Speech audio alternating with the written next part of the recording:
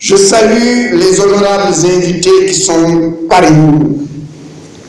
Je remercie la commission sociale et le cercle des publicistes de m'avoir invité ici à vous parler juste 4 jours après le 4e anniversaire de la tenue du premier conseil présidentiel sur l'enseignement supérieur et la recherche, de vous parler du bilan de la réforme. C'est une très vaste question. La politique de l'État est définie par le président de la République, en l'occurrence son Excellence M. Macky Sall. Les ministres ont en charge, sous la houlette du Premier ministre, aujourd'hui Mahammed Boun Abdallah Dionne, d'exécuter cette politique. Nous l'exécutons depuis le 29 octobre 2012. Et nous l'exécutons avec foi et chaleur parce que nous avons de très fortes convictions qui ne sont pas nées d'aujourd'hui. Le recteur Baïdalaï en a parlé un peu. C'est pourquoi je commencerai cette conférence avant d'entrer dans... On parlera beaucoup d'idéologie. Parce qu'il faut de l'idéologie pour comprendre qui nous sommes, où nous sommes et pourquoi nous faisons ce que nous sommes en train de faire et vers où nous voulons aller. Ce sont les peuples sans conscience qui se font abattre, qui désespèrent devant les difficultés. Nous sommes en train de nous battre. Et chacun avec des convictions intimes. Et je voudrais commencer par un poème. Et je terminerai aussi par un poème. Oui, la poésie, c'est aussi un moyen de transmettre un discours, de transmettre une opinion et de partager des convictions. Ce poème, je l'ai intitulé « Engagement ». Parce que tout ce qu'on va dire ici relève de l'engagement du président de la République et relève de l'engagement de tous les acteurs du sommet jusqu'au balayeur qui balaye la salle de classe, jusqu'au chauffeur qui conduit la voiture, en passant par tous les agents qui sont tout autour. Sans engagement, rien n'est possible. Si on vous ôte l'engagement, vous n'êtes rien. Engagement. La parole forte et absolue s'élève. Les nuages d'indécision s'évanouissent. Mon cœur s'attendrit au son de mon Afrique qui se lève. Et ma voix communie avec des chansons qui me réjouissent. Y a-t-il pire que l'hésitation des élites et la peur née d'un renoncement coupable? Nous sommes les enfants d'une terre arabe, l'unus généreux, seul notre charrue est petite. Personne n'imagine nos messies aller au paradis. Et bientôt, ils seront des milliers nos prophètes sacrés. Et la terre à l'unisson célébrera notre Afrique consacrée. L'extase d'un soir de combat victorieux et le peuple ragaillardi. Ai-je chaque jour la main à l'ouvrage, l'effort dans la constance, le courage d'exister et la témérité du refus de la soumission. Ouvrir large les fenêtres d'espérance sans aucune permission.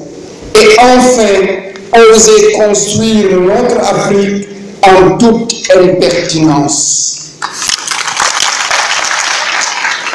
Je souhaite que vous gardiez cela dans l'esprit de tout ce qu'on va dire. Alors, l'exposé va comprendre un plan. Ce plan en 6 morceaux, une introduction comme il se doit. On rappellera le contexte de la concertation parce que je garde toujours quelque part que le cercle des publicistes m'a invité. Donc il faut qu'on parle de politique publique. Ensuite, le plan Sénégal émergent, quel rapport a-t-il avec cette réforme?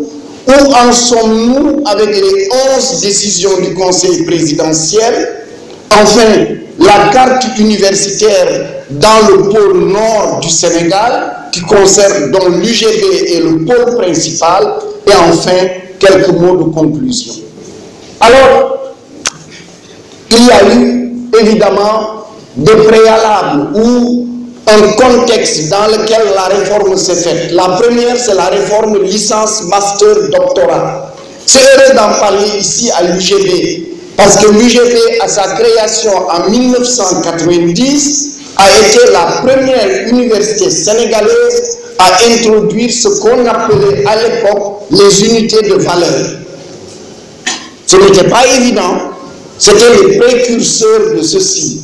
La réforme LMD, c'est d'une part la professionnalisation, c'est d'autre part la transparence et l'internationalisation des modalités d'évaluation et de collation des grades au niveau du système d'enseignement supérieur. Dans d'autres pays, on va parler de système de Bologne. C'est enfin la mise en place au début des années 2010 du programme de gouvernance et de financement de l'enseignement supérieur axé sur les résultats. Alors, ce programme nous a permis de mettre en place une direction générale de l'enseignement supérieur. Il n'y en avait pas. Nous avions un système, le modérateur en a parlé. Il y a eu d'abord l'université Cheikh Anta Diop de Dakar, ensuite l'université Gaston Berger en 1990, et rappelez-vous, j'aime toujours le rappeler, parce que certaines institutions internationales ont la mémoire courte. Récemment, j'ai entendu dire qu'une institution internationale disait que le Sénégal n'a pas besoin du TER, du train express régional. Mais souvenez-vous, en 1990, lorsque le président Abdou Diouf a décidé d'ouvrir l'université de Saint-Louis, cette même institution internationale disait que le Sénégal n'avait pas besoin de deuxième université. Ce fut une grande bataille. Il y a eu un pays même qui a interdit à ses enseignants de donner des cours ici. Il faut vous rappeler qu'il y en a, ils ne veulent pas notre progrès. Que le malheur, c'est qu'il y a toujours des élites qui les écoutent. Ben, mais France Fanon l'a dit. Donc il n'y a rien de nouveau sous le ciel. Cette institution avait dit qu'on n'avait pas besoin de deuxième université. Je pense que 27 ans après, tout le monde peut reconnaître qu'on avait bien besoin d'université. Pas seulement d'une, mais à l'époque, on aurait dû en avoir peut-être 4 ou 5. C'est en 2007 que le président Wade a créé les 3 institutions. Le CUR de Bambey, l'université de Ziguinchor, qui devait être un CUR, mais avec le naufrage du Joola, il a pris la décision d'en faire une université. Et enfin, l'université de Thiès. Ce furent des créations où il n'y avait pas les moyens qui existaient. Mais ce qui était le plus important, c'est la décision de créer. Si on attend de savoir marcher pour marcher, on ne marchera pas. Ça aussi, il faut le savoir. Souvent quand j'entends, quand vous ramenez tout, la conclusion c'est il faut attendre de savoir marcher pour marcher. Jamais. Ceux qui ont attendu de savoir marcher, ils ne marchent jamais. C'est le cas de beaucoup de pays d'Afrique.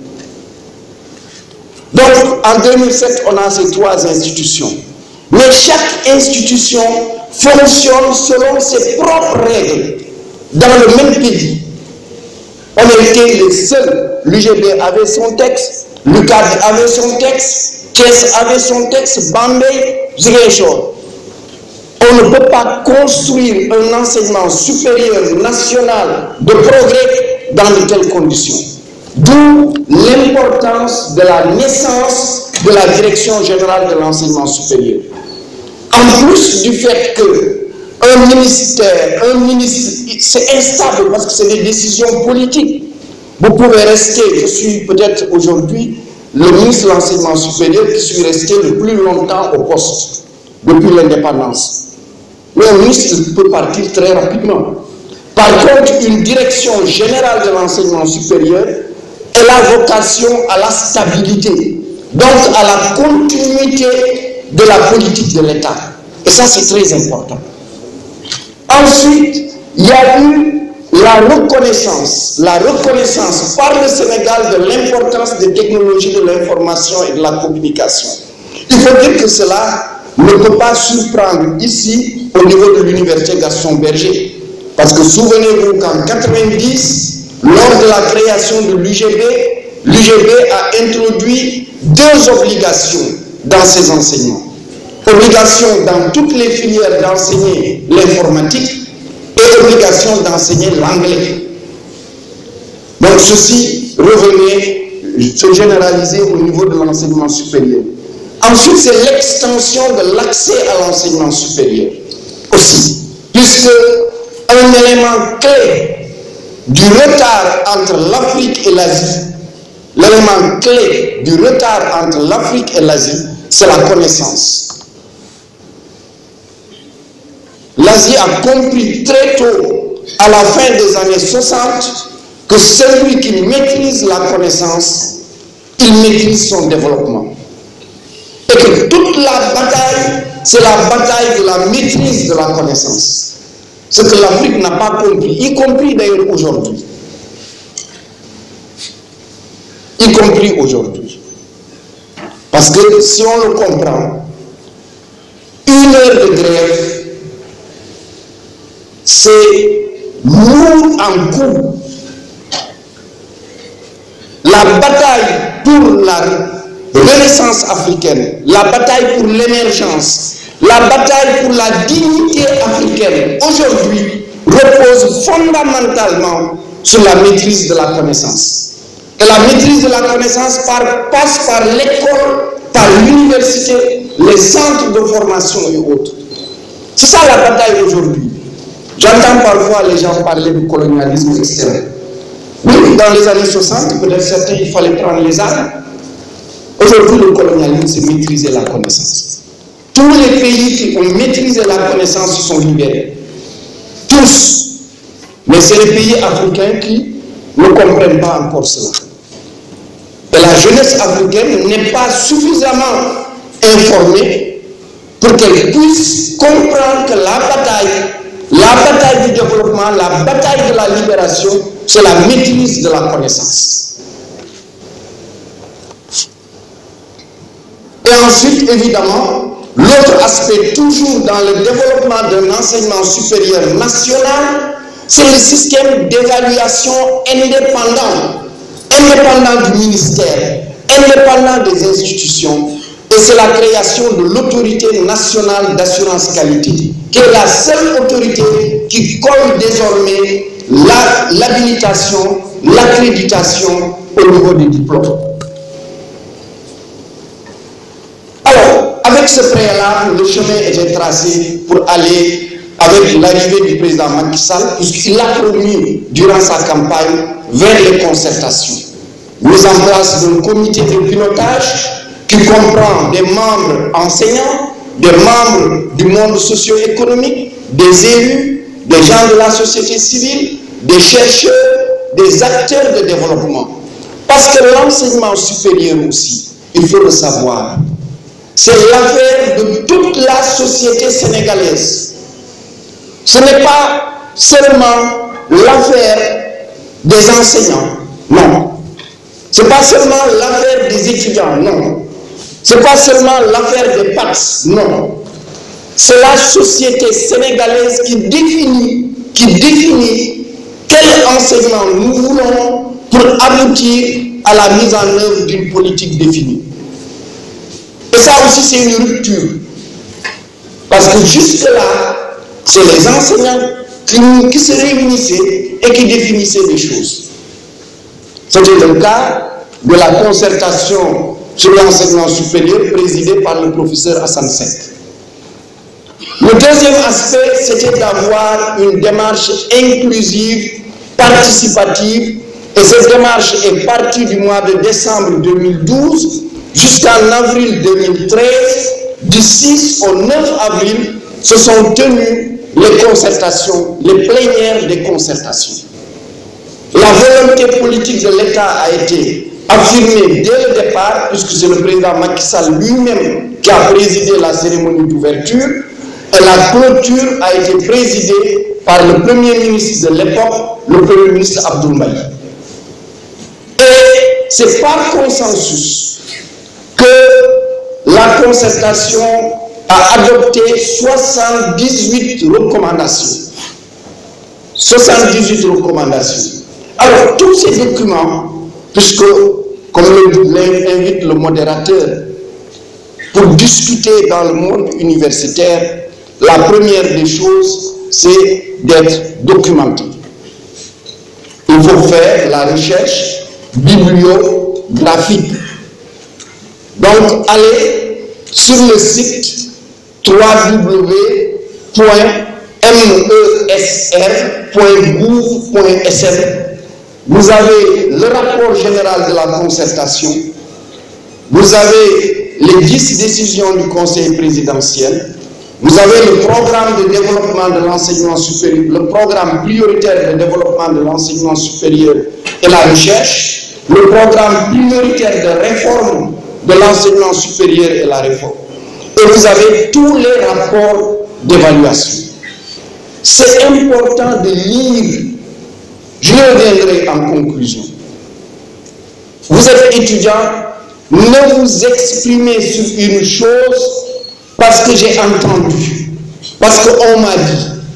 Non, ça c'est pas étudiant. Ça, baax na ci grand place. Mais étudiant, vous lire de pareil. Et ensuite tu étudies. Et après maintenant, tu discutes. Donc, allez sur le site, téléchargez les documents et lisez. Et faites-vous une idée, qu'est-ce que c'est? Donc, alors, après le rapport général, nous avons élaboré avec les ministres de l'économie et des finances, parce que lui, c'est lui qui a des sous, hein. C'est pas nous. Donc, il faut discuter avec lui, négocier avec lui, etc. Et on a négocié. Et donc, on a élaboré consensuellement le programme de développement de l'enseignement supérieur et de la recherche.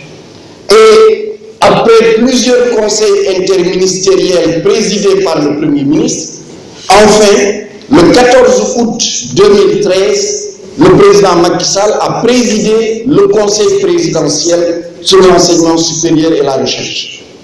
Là aussi, je le souligne, c'est un tournant historique. Vous savez, le Sénégal est connu comme étant l'un des pays africains qui accorde le plus d'importance à l'éducation. Et ce n'est pas des mots. Senghor y a accordé beaucoup d'importance. Abdou Diouf a fait de même. Le président Wade a fait de même. Le président Macky Sall, c'est la même chose. Mais ce qu'il a fait de nouveau, c'est que tous ses prédécesseurs n'ont pas eu l'opportunité d'organiser un conseil présidentiel dédié à l'enseignement supérieur et à la recherche. Donc, le premier, quasiment depuis 50 ans, c'est ce 14 août 2012. Et après ce conseil, à la fin de ce conseil, il a pris 11 décisions. 11 décisions qui s'explicitent en 69 directives. Ça a été rédigé de telle sorte que on peut l'exécuter. Parce que l'autre problème du Sénégal, c'est, on dit souvent que les Sénégalais, vous parlez beaucoup. Mais vous théorisez beaucoup. Mais vous n'exécutez pas. On dit même souvent que nos amis du pays intègre, eux qui n'ont pas trop parlé, ils viennent ici, ils prennent les choses qu'on a élaborées, et ils vont là-bas, eux, ils exécutent. Mais ce qui change, c'est que la stratégie a changé. Et c'est pourquoi nous sommes en mesure de vous dire sur chaque directive où est-ce que nous en sommes. et nous l'évaluons chaque fois. Donc, le président a pris 11 décisions et 69 directives. Alors, quel rapport y a-t-il entre cette réforme et le plan Sénégal émergent? Le plan Sénégal émergent, je n'y reviens pas, j'imagine là encore, puisque vous êtes des étudiants, vous avez tous lu le document du plan Sénégal émergent. Qui ne l'a pas lu? Donc vous l'avez tous lu. Ah, il y a quelques-uns qui ont le courage, et ça c'est du courage intellectuel. Je vous félicite.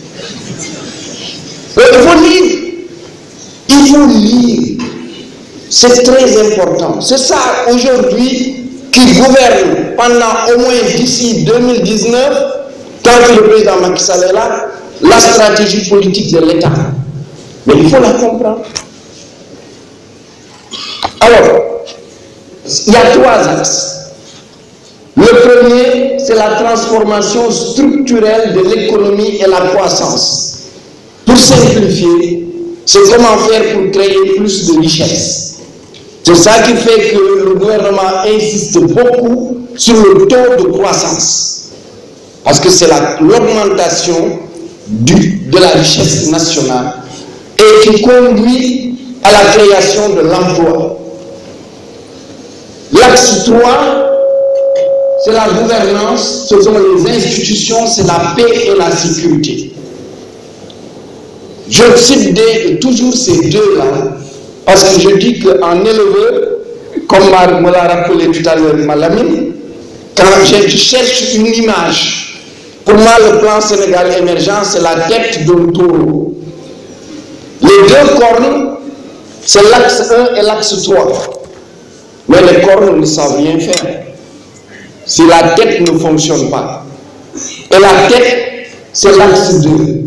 Et dans l'axe 2, ce qui est le plus important, c'est le capital humain. C'est-à-dire l'éducation, la formation, la recherche, l'innovation. Et c'est ça qui est le lien fondamental entre le PSE et la réforme au niveau de l'enseignement supérieur. Alors, dans les thématiques du PSE, il y a 7 thèmes qui concernent, ces 7 thèmes, les voilà, je ne vais pas insister dessus, tu peux continuer, Babacar. Et là-dedans, il y a 6 objectifs qui sont liés à l'enseignement supérieur. Le premier, c'est de promouvoir la formation professionnelle axée sur l'emploi. Vous verrez ça tout à l'heure. Le deuxième, c'est de diversifier l'enseignement supérieur et améliorer sa qualité. Quand on le dit et qu'on est à l'UGB, je pense qu'on comprend bien, puisque dans cette université, une des philosophies était de diversifier l'offre de formation. Et ce qui a amené la création de ces 8 UFR et d'un certain nombre de filières qui sont dans différentes UFR et qui ne suivent pas la ligne classique des filières habituelles que nous avions au niveau de l'Université de Dakar. C'est de renforcer l'utilisation des TIC dans l'enseignement supérieur. C'est de créer l'université virtuelle avec ses espaces numériques ouverts. C'est d'améliorer l'utilisation des résultats de la recherche et développement. Et enfin, c'est de développer un système de gouvernance de l'éducation efficace, efficient et inclusif. Et le directeur du cours en a un peu parlé. Alors, c'est 11 décisions maintenant. On va les passer en revue. La première, alors ça on peut passer. Encore. Ok. La première décision, c'est réorienter le système d'enseignement supérieur vers les sciences, les technologies, les sciences de l'ingénieur, les mathématiques et la formation professionnelle courte. Ceci est une décision courageuse. Elle est fondamentalement courageuse. Pendant presque 50 ans, nous avons tergiversé. Et ceci a amené que nous avons un système d'enseignement supérieur qui ne produit pas les ressources humaines correspondantes aux besoins de développement du pays. et qui sont capables de tirer toutes les autres ressources humaines. Nous avons des déséquilibres qu'on ne trouve dans aucun pays émergent ou aucun pays développé. Quand vous avez à la faculté de droit plus de 10 000 étudiants en droit, le droit est très important. Mais le besoin en emploi en droit ne correspond pas. C'est ça le problème. Le problème, ce n'est pas de former des juristes. Il faut en former. Il en faut beaucoup, dans divers domaines. Mais ce nombre ne correspond pas aux besoins en droit au niveau du pays. Parce qu'il n'a pas la locomotive qui l'entraîne.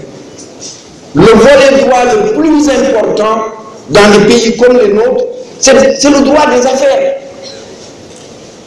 Il faut que les affaires fonctionnent pour qu'on ait besoin de beaucoup d'avocats, de beaucoup de personnel de différentes catégories dans le domaine du droit. Mais pour qu'il y ait des affaires, il faut des entreprises. Pour qu'il y ait des entreprises, il faut des techniciens, il faut des ingénieurs. Si vous n'avez pas de techniciens, vous n'avez même pas de gens qui ont le CAP. La souderie, par exemple, le domaine de la soudure. Récemment, au parc industriel, les soudeurs venaient d'où? Ils venaient de Guinée. C'est les Guinéens qui ont été recrutés pour faire la soudure. Parce que pendant longtemps, nous avons laissé de côté cela. Donc, il fallait revoir cela. Je vous dis, c'est du courage, parce que j'ai participé dans les années 80, jusqu'au milieu des années 90, à l'élaboration du plan décennal de l'éducation et de la formation en tant que conseiller en mathématiques. Rééquilibrer, la phrase que nous voulions mettre dans le programme, c'était rééquilibrer les filières au niveau du secondaire entre les filières littéraires et scientifiques. À l'époque, les gens ne comprenaient pas. Quand vous dites ça, ils disent qu'ils veulent favoriser les maths, ils veulent favoriser la physique au détriment du français, au détriment de l'histoire géo. Les gens ne comprenaient pas parce qu'on était suffisamment intoxiqués par une certaine culture. Heureusement que maintenant tout le monde a compris.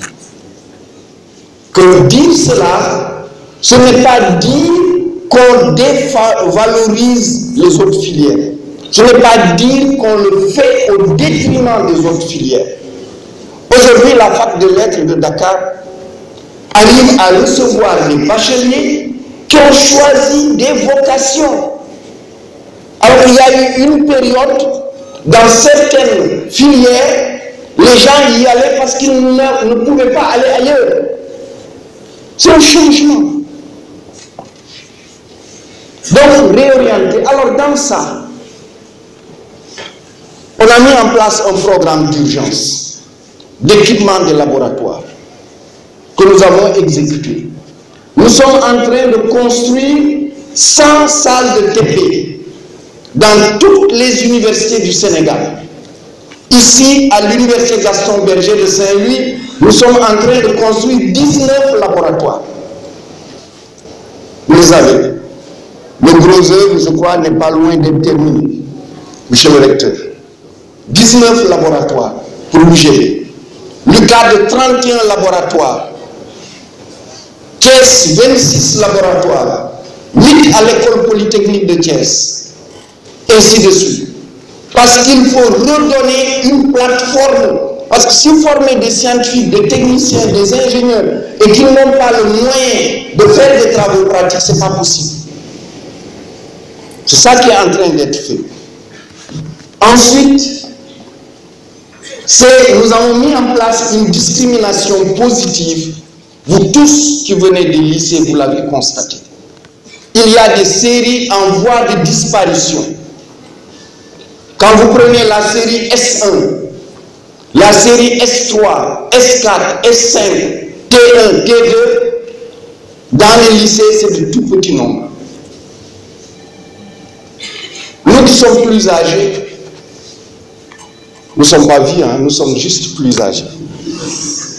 Alors, moi, quand je faisais la terminale C au lycée Charles de Gaulle en 1975, n'est-ce pas? Ah ben, je suis en forme. Hein. Donc, en 1975, il y avait au moins 75 élèves de série C au lycée Charles de Gaulle. Nous avions la terminale C4A, C4B et la mienne, C1, C2, C1, 3, C5. On était les moins nombreux, on était 19. Mais les autres avaient plus de 30 élèves.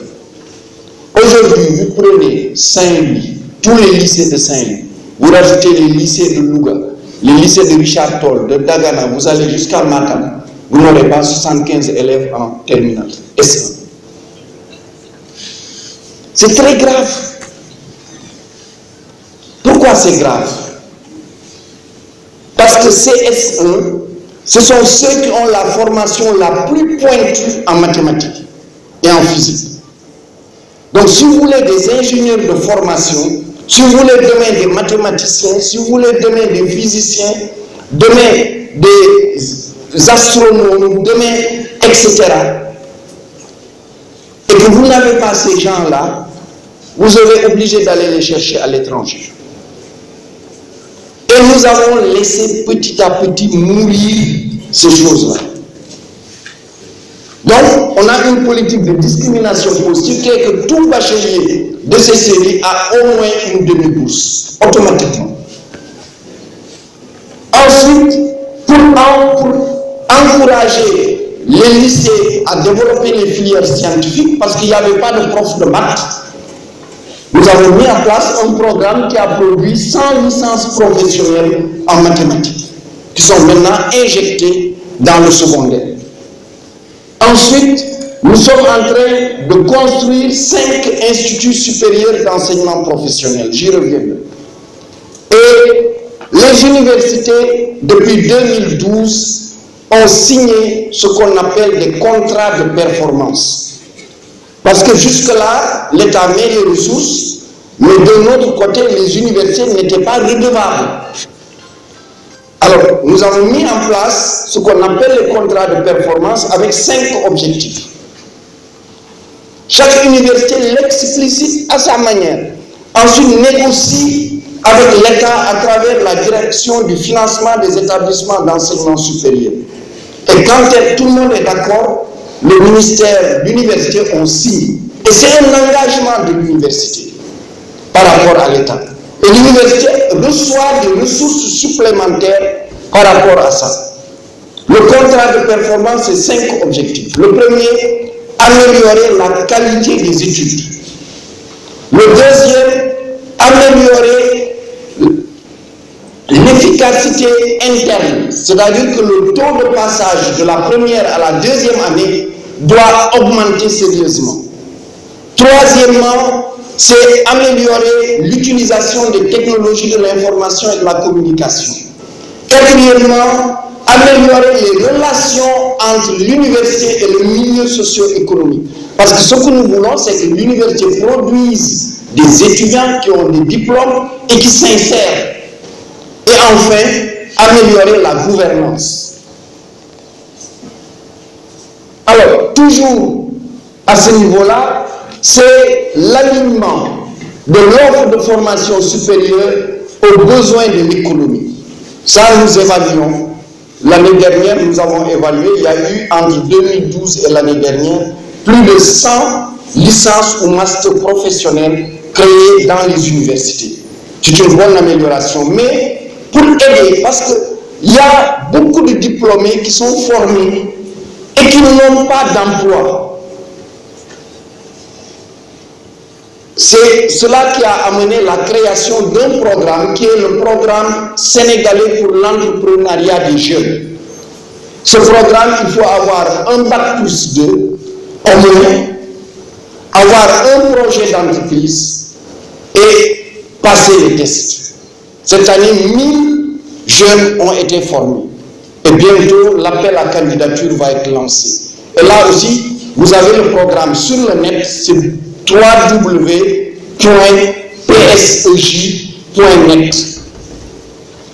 Vous aurez toutes les informations là-dessus.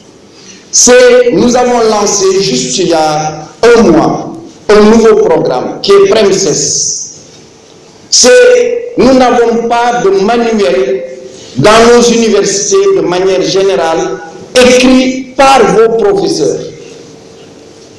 Donc on a dit, on va créer ce programme, faire un appel à candidature et que vos professeurs s'associent entre eux. C'est-à-dire pas seulement un prof de l'UGB qui écrit un livre, mais il s'associe avec un prof de Ziguinchor et de Bambey, et c'est le ministère qui finance. Et nous avons financé 7 ouvrages qui sont les premiers, 4 ouvrages de maths, 3 de chimie pour la L1 et L2. Au mois de septembre, on va lancer l'appel à candidature pour l'informatique, pour la philosophie, pour la sociologie. Et nous avons aussi encouragé la relation que nous avons avec le ministère de la formation professionnelle et de l'apprentissage et de l'artisanat, en orientant beaucoup de bacheliers pour faire des BTS, toujours au niveau de la professionnalisation. Il faut souligner qu'à cela, il faut ajouter évidemment l'effort fait par le ministère de l'Éducation nationale. Et un élément important pour nous, c'est la promotion des langues nationales. Il est essentiel que ces langues trouvent de manière, je dirais, officielle leur place dans l'enseignement supérieur. Et enfin, c'est la promotion de la culture scientifique, j'y reviendrai. Voilà, la décision 2, c'est la mise en œuvre des technologies de l'information et la communication. Ça, c'est un enjeu capital. Le numérique, c'est un enjeu capital. Et nous avons, je pense, le président a pris des décisions. D'abord, la création de l'université virtuelle du Sénégal. Ça a été une décision essentielle. Aujourd'hui, je peux vous dire, il n'y a pas plus de 10 pays africains qui sont venus s'abreuver à l'expérience sénégalaise. Et le Burkina a décidé de prendre exactement le système. Création de l'université virtuelle du Burkina et construction cette année de 2 espaces numériques ouverts. Et le Burkina d'ailleurs a signé une convention avec le ministère qui l'a appuyé pour avoir l'équivalent de Campus-M qu'ils sont aujourd'hui en train de développer. C'est la même chose que beaucoup d'autres pays que je ne vais pas citer. L'université virtuelle est aujourd'hui la 2e université publique du Sénégal, avec 14 000 étudiants. La 2e université publique du Sénégal.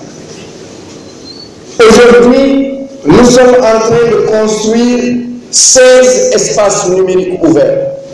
Nous avons le financement de 23 espaces numériques ouverts. Aujourd'hui, il n'y a pas une seule région au Sénégal où nous ne sommes pas en train de construire un espace numérique ouvert. Nous avons interconnecté les universités. Nous sommes en train de terminer la construction à Diamniadio du centre de mutualisation et de partage. Nous sommes en train de mettre en place le système de gestion avec en particulier Campus-M. Je rappelle que vous avez tous des petits frères et des petites sœurs que Campus-M est ouvert depuis le dernier. Et il faut évidemment les informer et les inciter pour s'inscrire. Et la mise en place de Campus-M a permis de supprimer totalement les passe-droits qu'il y avait au niveau des orientations des bacheliers. Et ensuite, c'est la mise en œuvre du programme Un étudiant, un ordinateur. Ça, c'était une cérémonie avec l'université virtuelle de remise d'ordinateurs à leurs étudiants. Alors, la décision 3, c'est le pilotage du système.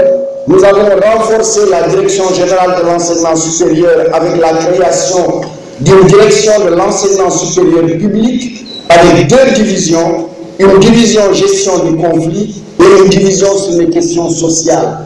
L'ANAQ a été aussi renforcée puisque l'ANAQ désormais va aussi évaluer la recherche en plus de l'enseignement.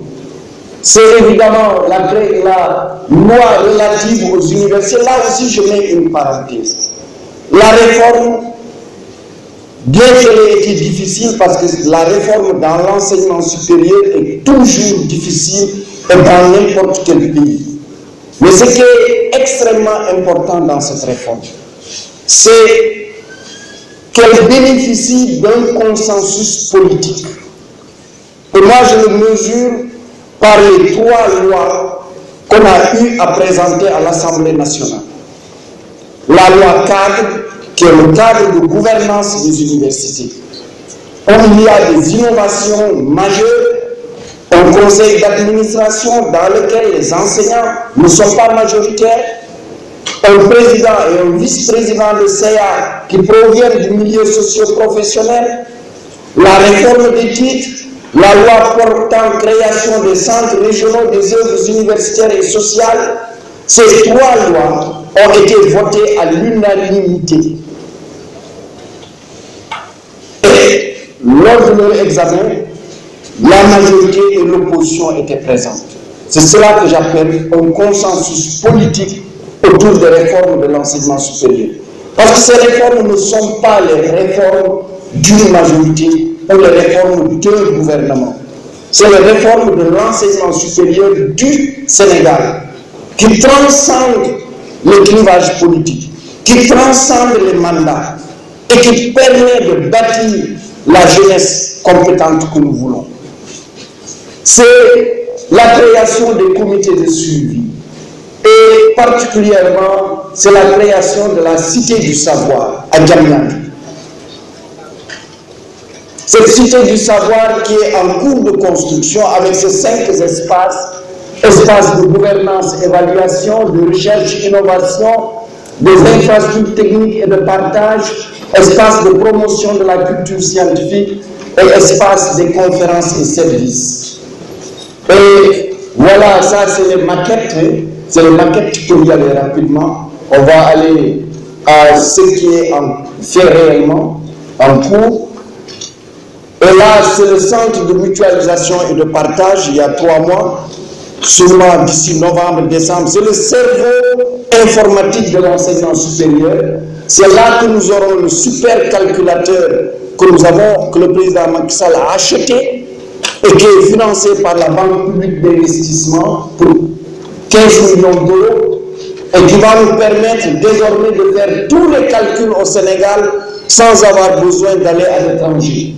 À gauche, vous avez la médiathèque dont le gros œuvre est terminé. À droite, vous avez déjà les 2 premiers étages de la maison de la science.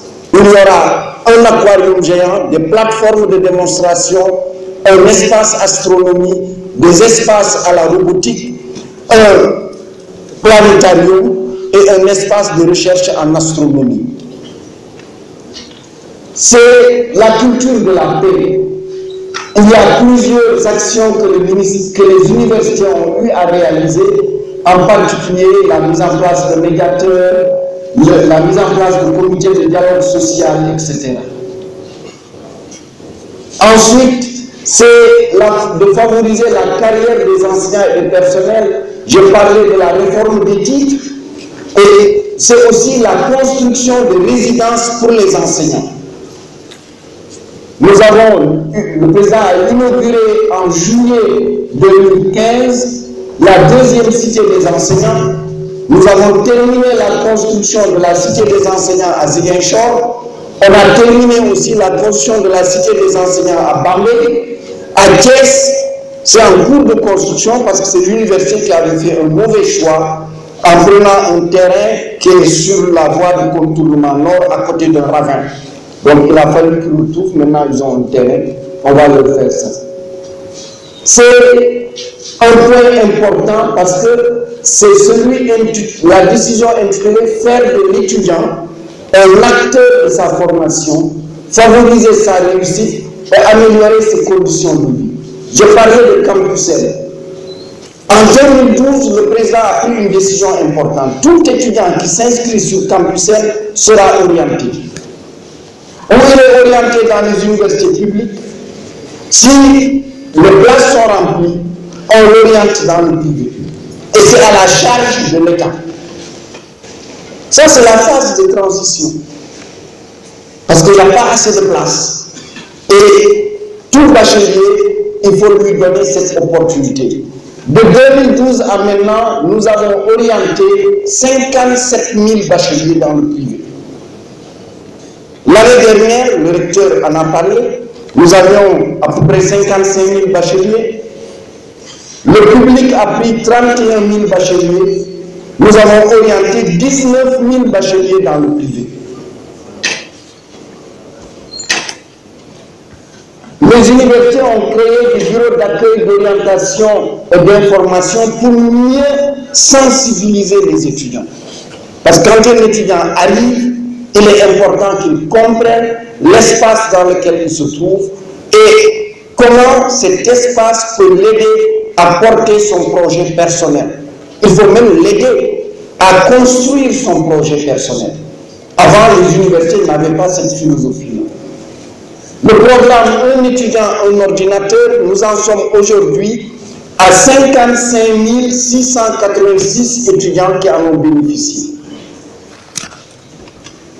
Le renforcement des infrastructures d'hébergement des étudiants par différents mécanismes, le programme de 2000 lits qui est en cours au niveau de l'UGB, c'est le plus important programme que l'État a fait depuis la création de l'UGB.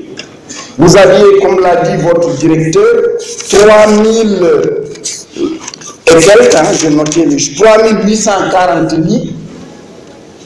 Aujourd'hui, l'État est en train de construire 2000 lits. Ça, c'est un effort extrêmement important de la société pour vous. Ça aussi, il est important de le savoir. Ce n'est pas les sous du président Macky Sall ou les sous de Boun Abdallah Dionne ou les sous de Mary Teuw Niane. Non, c'est les sous des citoyens dont une partie est distraite et vous est consacrée. D'où l'importance de prendre cela avec toute l'importance que cela requiert. C'est la même chose, les investissements qui sont envoyés pour l'agriculture, pour l'élevage, pour la pêche, pour d'autres secteurs.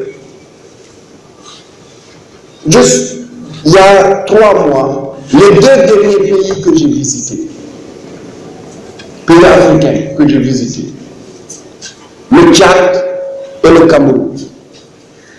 C'est important que vous le sachiez. Parce qu'au Sénégal, on est entre nous. C'est pour cela que j'avais lancé la caravane de l'enseignement supérieur et que nous allons poursuivre en envoyant aussi les étudiants dans les pays anglophones pour qu'ils sachent ce qui se passe ailleurs. Parce que si vous ne le savez pas, vous ne comprenez pas l'effort que votre pays est en train de faire pour vous.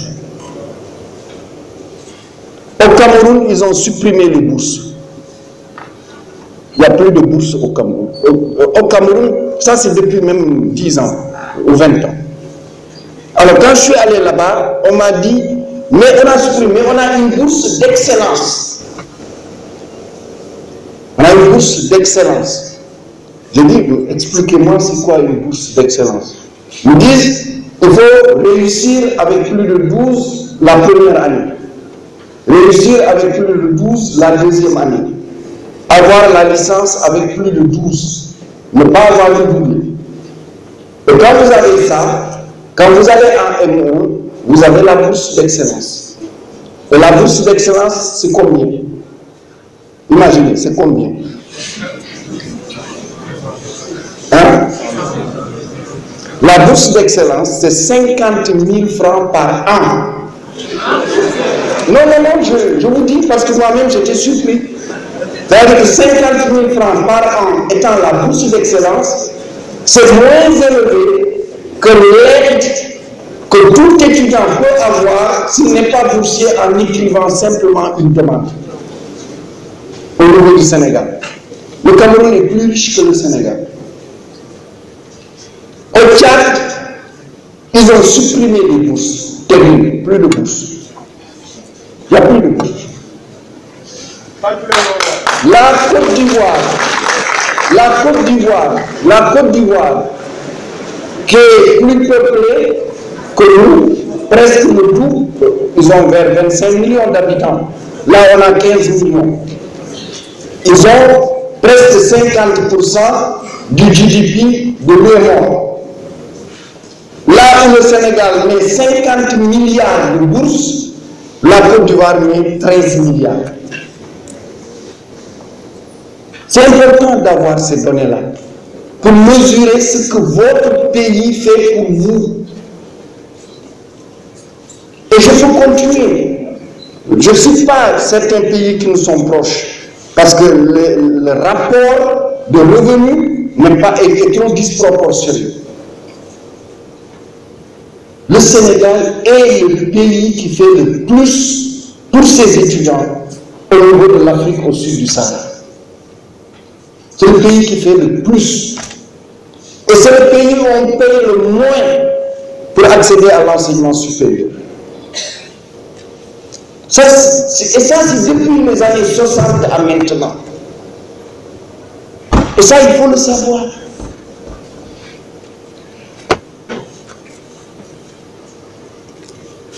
Alors, je fais les langues nationales parce que je suis à l'UGB et l'UFR, évidemment, comme étant aujourd'hui l'UFR à l'avant-garde de la promotion des langues nationales.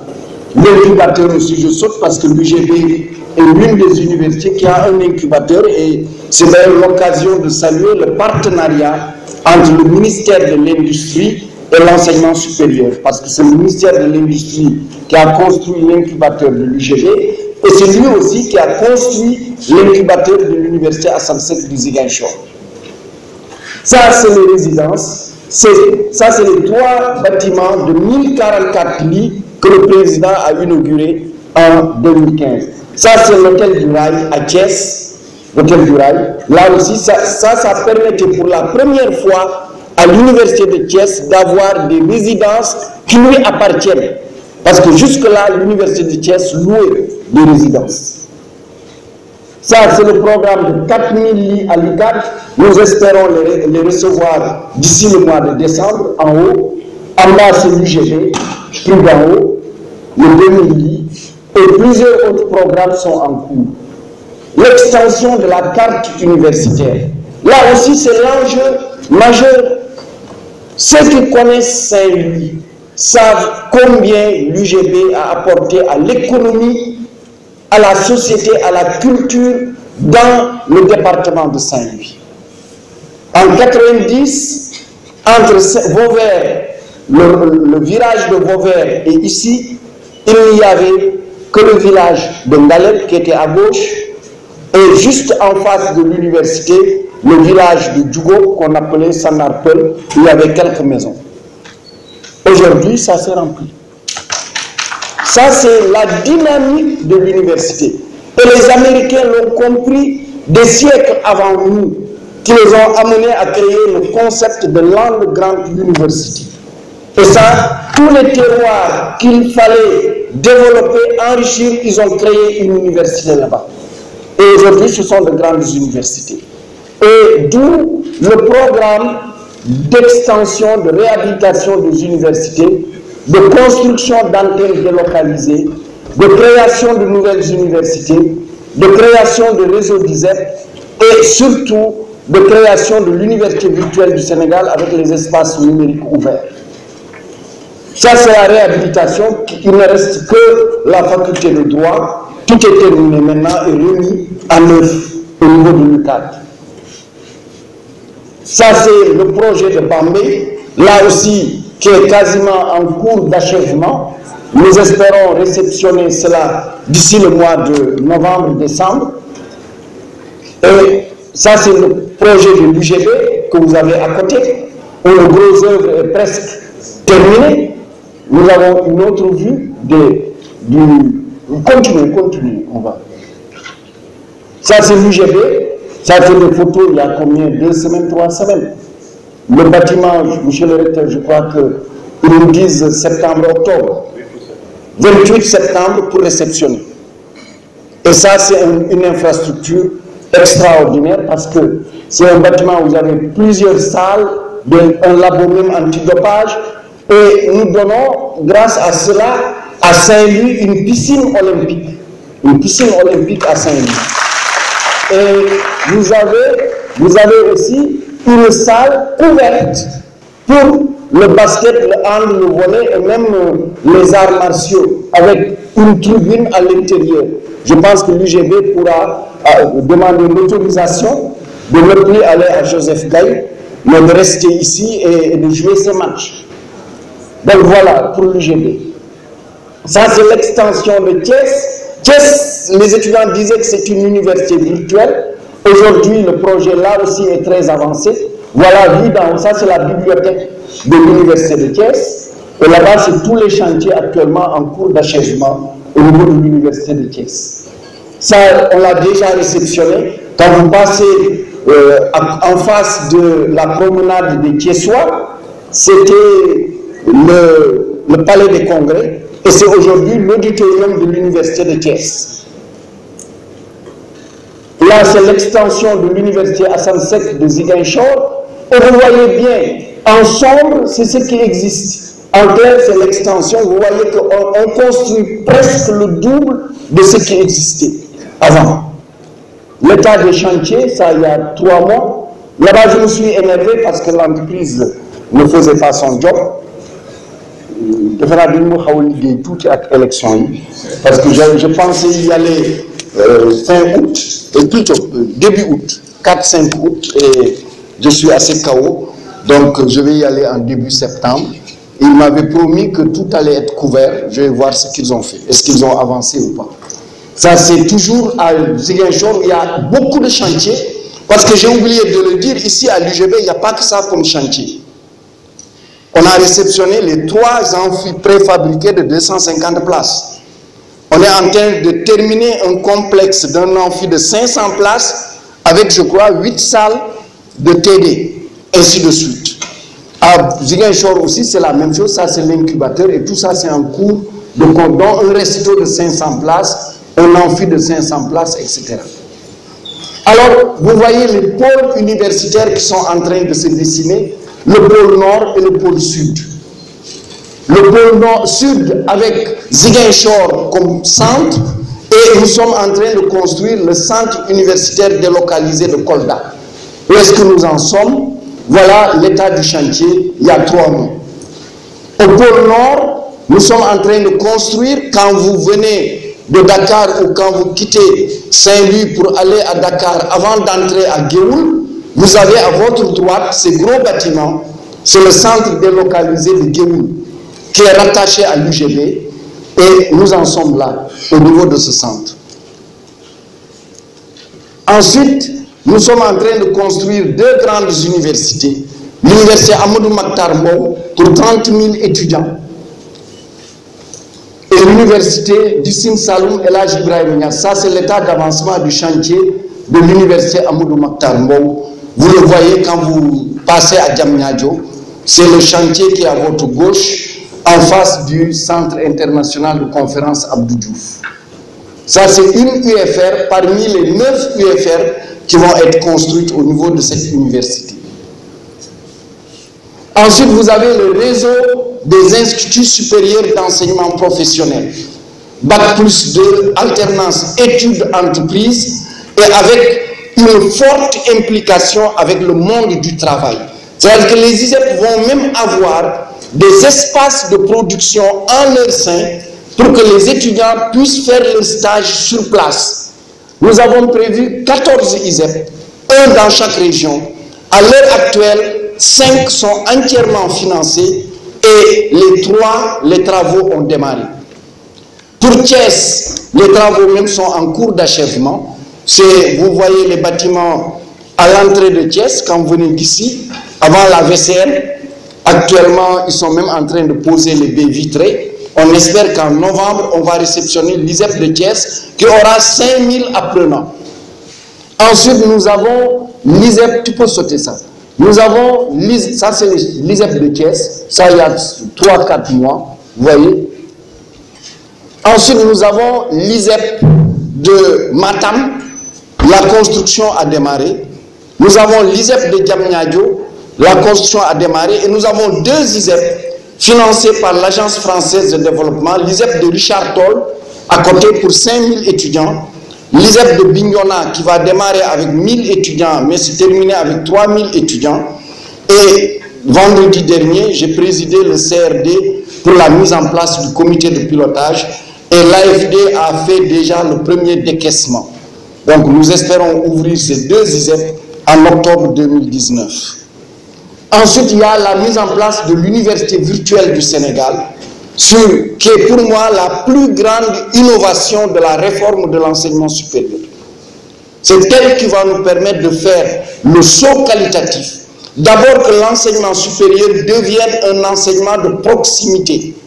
C'est-à-dire que dans tout département du Sénégal, vous ayez une université en miniature.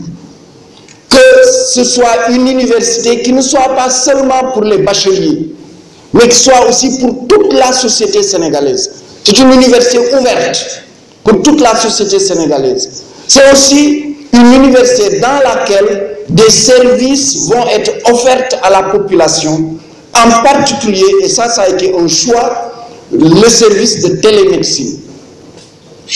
D'ailleurs, l'atelier de formation de ceux qui vont porter la télémédecine s'est terminé juste il y a 2 jours pour former ceux qui vont piloter l'équipement de télémédecine. Et voici le réseau de l'université virtuelle. En rouge, c'est ce qui est prévu. En vert, c'est ce qui est aujourd'hui en cours de construction. À Saint-Louis, l'ENO est au niveau de Sor. Ceux qui connaissent Angle Koumbedien, les Saint-Louisiens, la terrain Cité-Niakh. Quand vous quittez Angle Koumbedien, vous allez au terrain de Cité-Niakh, vous avez l'ENO de Saint-Louis qui est très avancé. Le gros œuvre est terminé. Et nous espérons le réceptionner peut-être parmi les premiers. Sur la route, à Louga, vous avez l'ENO de Louga qui apparaît à votre droite. À Thiès, sur le site de l'ISEP, vous avez l'ENO de Thiès. Toujours sur la nationale, vous avez l'ENO de Pikine. À Dakar, vous avez Guédiawaye et vous avez Mermoz. À Mbour, vous avez l'ENO de Mbour. Nous avons l'ENO de Fatick, l'ENO de Kaolack, l'ENO de Diourbel, l'ENO de Tambacounda, l'ENO de Kolda, de Sédhiou, de Ziguinchor, l'ENO de Ourossogui, l'ENO de Ndioum. Et nous venons de lancer le marché pour parce que c'est un financement, et j'en profite pour remercier l'ARTP qui nous a offert une subvention de 4,8 milliards pour 8 ENO, dont 4 cette année. Les 4 de cette année, c'est l'ENO de Orkedjere, pour le département de Kanel, l'ENO de Kermassar Mbao, toujours pour renforcer Pikine, l'ENO de Bignona, l'ENO de Oussouye. Et l'année prochaine, 2018, ce sera l'ENO de Podor qui sera aussi financé.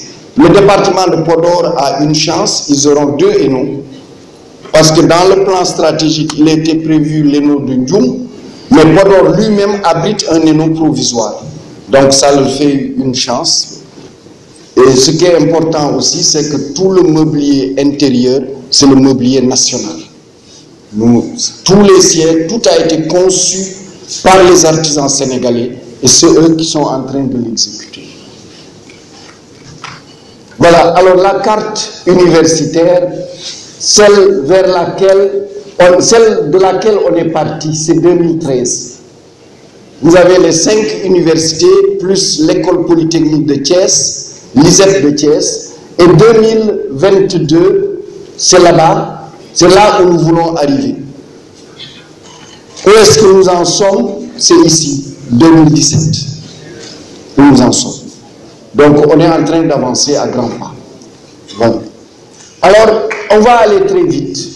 Maintenant, je vais sauter le volet recherche, bien qu'étant très important, le modérateur nous regarde.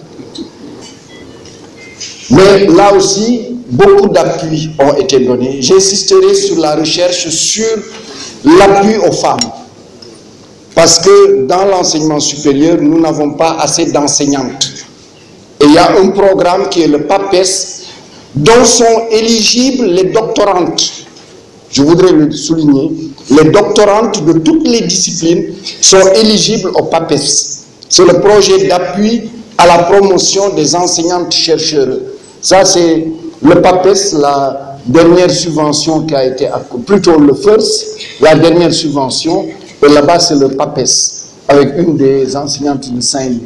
Nous avons ce qu'on appelle le projet palmier à huile, qui est le palmier nain malaisien que nous sommes en train d'adapter sur tout le territoire sénégalais. Ici, dans le département de Saint-Louis, on a 3 zones d'expérimentation, Djougop, Sanar et Bambou.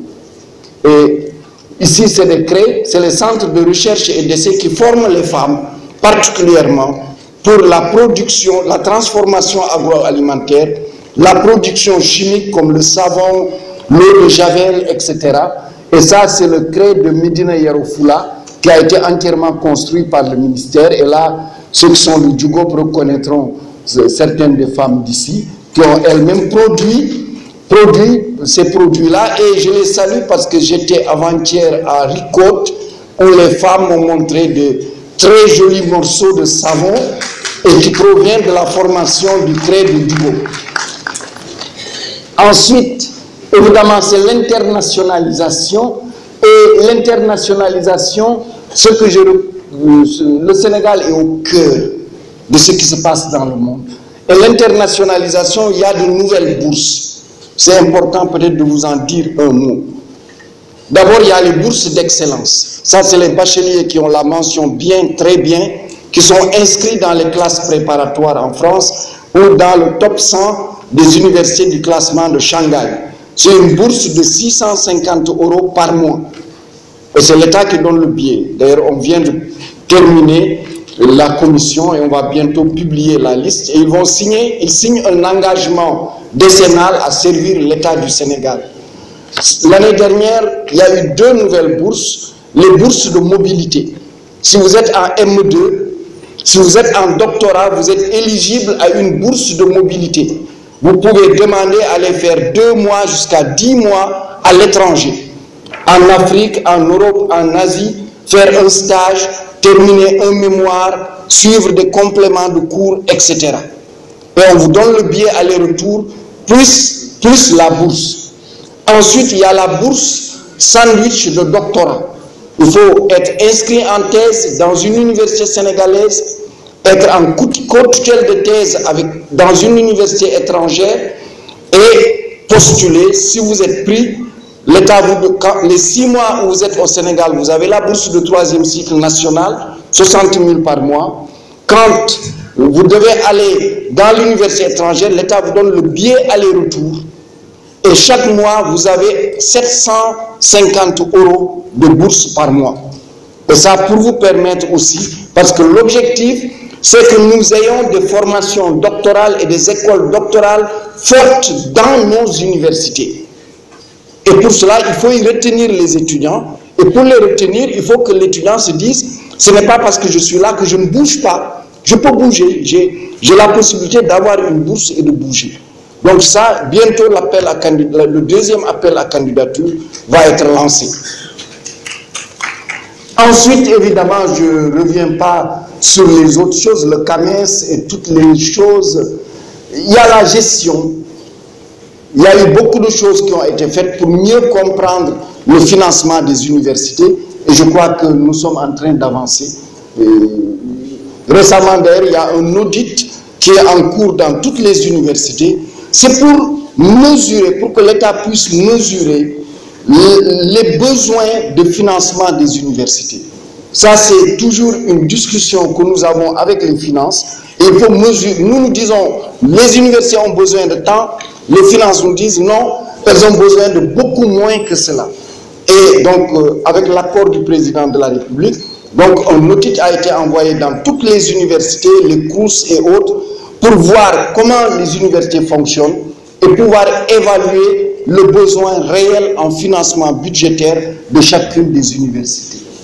Et ce que je peux dire simplement, il y a eu évidemment l'augmentation du droit d'inscription, mais la plus grosse partie de cette augmentation revient aux étudiants parce que c'est ce qu'on appelle les droits d'inscription pédagogique.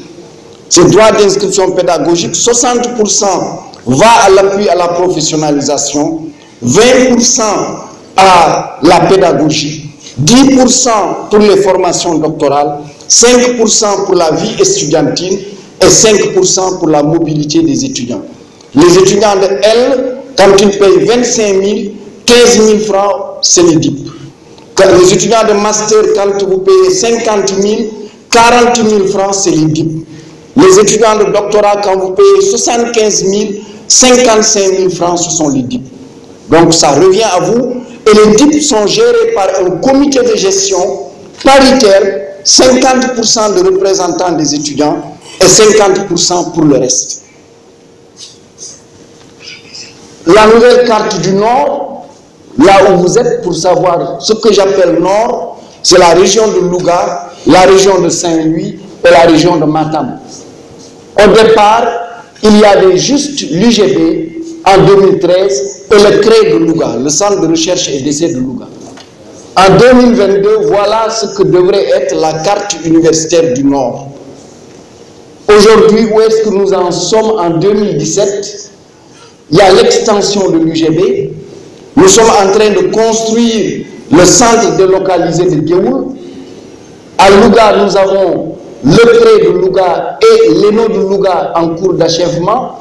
À Saint-Louisville, il y a l'ENO de Saint-Louis et nous avons mis en place 3 CRE dans le département de Saint-Louis, Djougo, Espace Jeune de Saint-Louis et Bango. Nous sommes dans les phases de l'avant-projet sommaire pour l'ISEP de Richard Toll. Nous sommes en train de construire l'ENO de Ndjoum, l'ENO de Wourossogui, l'ISEP de Matam, les constructions ont démarré. Il y a eu le CRE de Ngidjilon, il y a le CRE de Sinthiou-Bamambé, et évidemment, pour cette année, avant la fin de l'année, il y aura le CRE du département de Kanel. Donc voilà un peu pour la région Nord ce que nous avons. En guise de conclusion, c'est simplement de dire qu'il y a 2 semaines, nous avons évalué où est-ce que nous en sommes sur les 11 décisions, les 69 directives, puisque l'objectif final, c'est 2022. Il y a quelques jours, nous venions de boucler 4 années. Nous sommes aujourd'hui à 55% entièrement exécutés. Et 97% sont en cours d'exécution. Donc on est largement en avance sur notre tableau de bord pour la mise en œuvre effective des décisions du Conseil présidentiel sur l'enseignement supérieur. Vous allez en vacances. Vous allez en vacances. Et quand on va en vacances et qu'on est étudiant, on ne reste pas oisif. Il y a le service à la communauté qui devient une exigence de la réforme, puisque les universités ont mission de service à la communauté et elles devront d'ailleurs, dans les années à venir, introduire dans les unités d'enseignement le service à la communauté.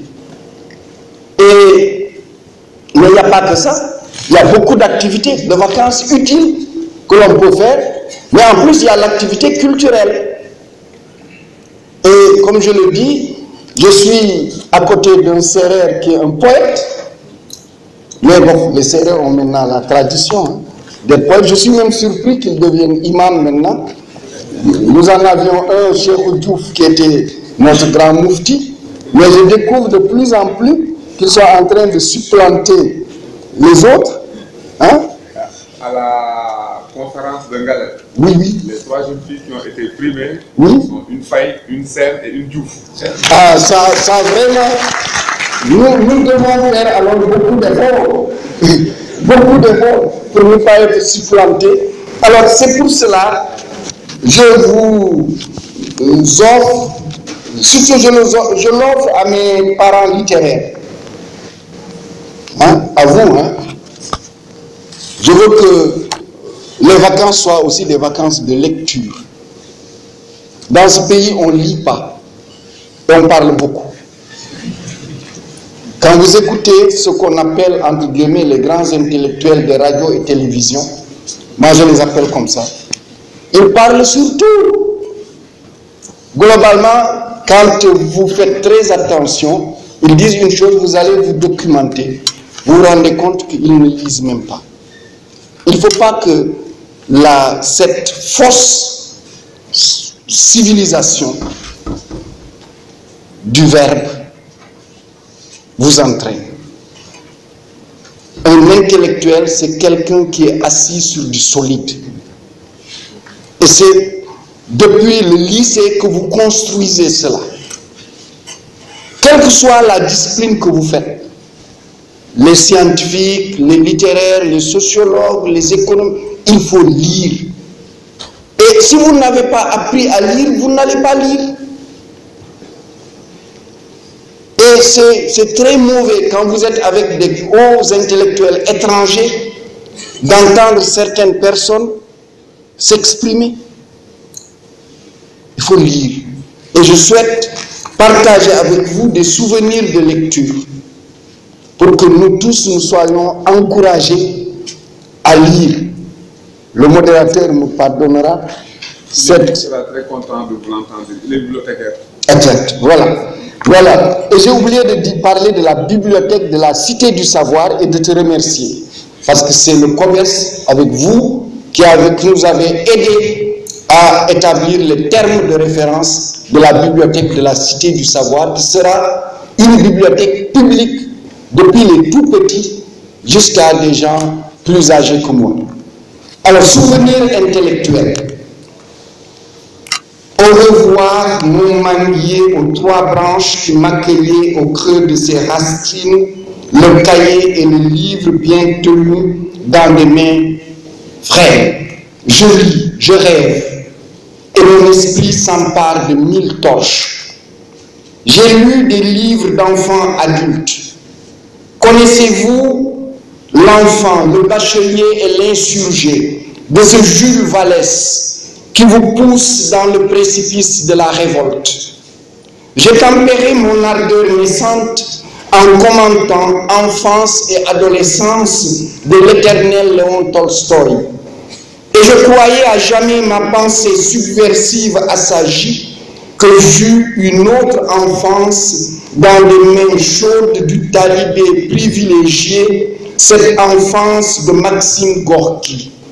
Nul était Camaralaï, qui me ramena au monde féerique des vacances passées entre Peldios et Diama, à courir, à arracher après la pluie des gartiers, ces racines gorgées de sève que nous sucions à l'image des singes que nous ne manquions pas de déranger. J'aurais dressé des barricades de bois mort. J'ai, pour passer mon précieux temps, construit cette cité des merveilles, de temps en temps tumultueuse. J'ai un double imaginaire, Dostoïevski. Celui-là, je n'arrive pas à le saisir. Impossible de le décrire. Je l'imagine fou solitaire. Comment à la fois écrire l'idiot, crime et châtiment, et souvenir de la maison des morts. Il me rendit triste, et pourtant, ces livres, j'ai toujours adoré les lire, et il me força à une intense introspection à laquelle j'eus la chance de survivre. Il y a des ombres qui iront dans mon paradis. J'y convierai Gustave Flaubert avec son éducation sentimentale et Madame Bovary qui accompagne si bien l'adolescent. Je ne veux pas entendre les purs qui les traiteraient de pécheurs. Mon tribunal ne retient que la plus-value de l'esprit. Les bannis aussi participeront au festin de mon paradis. Ils sont libertins et révoltés. Y a-t-il du mal à être passionné de Baudelaire, de cet Arthur Rimbaud et de cet enflammé et imposant Maïkovski, que j'ai envie de l'écouter, déclamer ces vers métalliques forgés à l'acier de Toula, ces vers complexes de mots coupés au couteau de Tabaski dans le dictionnaire libre service de la vie réelle. Ce siècle n'est plus celui des rêveries du promeneur solitaire. Un Jean-Jacques Rousseau y aurait un androïde. pianotant des doigts des deux mains. Mon poète, Léopold Sédar Senghor, survivrait-il à ce tsunami dans la civilisation de l'universel? Elle est bien plus enthousiasmante que cette globalisation qui écrase la pensée, tue des vies fragiles, offre la plus-value aux possédants et veut nous confiner à l'atteinte des OMD et à la ritournelle de la lutte contre la pauvreté. Je veux voir David Diop, flamboyant de sa poésie, à vous casser le tympan. Obligés que nous sommes, enfin, de nous lever pour gagner notre dignité. Plus les invectives et les mots faciles des ignorants, mais le dur travail, patiemment, rigoureusement et courageusement accompli. Et nous marcherons à côté de Cheikh Anta Diop, la tête haute, le pas ferme. Je sais qu'il n'y a de limite que celle que nous fixe notre ignorance et un manque d'ambition cultivée et chaque jour répété par ces troubadours du surplace. J'aimerais voir John Steinbeck. Vous pensez au raisin de la colère, mais moi, je pense tragiquement à l'île des souris et des hommes. J'ai besoin du cubain Alejandro Carpentier, de Neup, de Gabriel Garcia Marquez, l'auteur de 100 ans de solitude. Et que ferais-je avec Borges? Rien d'autre que chaque jour, je dois renouveler mon désir insatiable d'apprendre, de me cultiver pour être moins ignorant et plus entreprenant. Je vous remercie.